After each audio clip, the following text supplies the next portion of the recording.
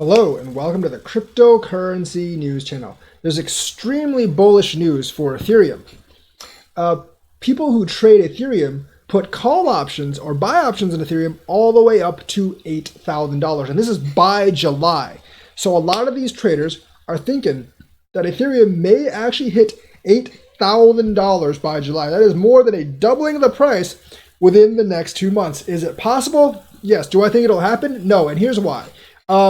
The thing is, like, they have done this before when Ethereum was at like $200 and they put call options a few months out in advance at $600 and it did not reach $600.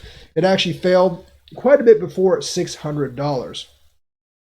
So Ethereum is on a hot streak, and people like Mark Cuban have actually outlined why Ethereum is superior to Bitcoin in more ways than one. I happen to agree with them on a lot of those, on a lot of the things they actually said. Obviously, Ethereum you can actually program things on, you can actually develop things on. Bitcoin you cannot. Well, you could, I guess, with like Flare, but no one's really going to develop like on Bitcoin with Flare, I suppose. And I doubt anyone's going to really develop on Dogecoin either. So Ethereum has all those things actually built in. It has DeFi's and NFTs, and these new investors coming in, looking at DeFi's and NFTs, looking at the money that's actually been made, are saying, hey, why are we stuck on Bitcoin when we could go to Ethereum that has all these projects on it and also has all these other things that we can make more money on it? So it makes sense for some of the speculators, at least, to go from Bitcoin to Ethereum. And also, like, people who are looking at companies are thinking that, like Ethereum can actually be used for enterprise.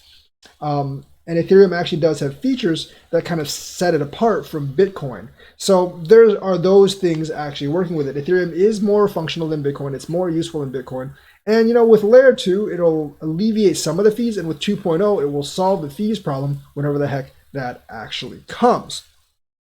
But the call option set at $8,000 is very bullish. It signals more demand for Ethereum.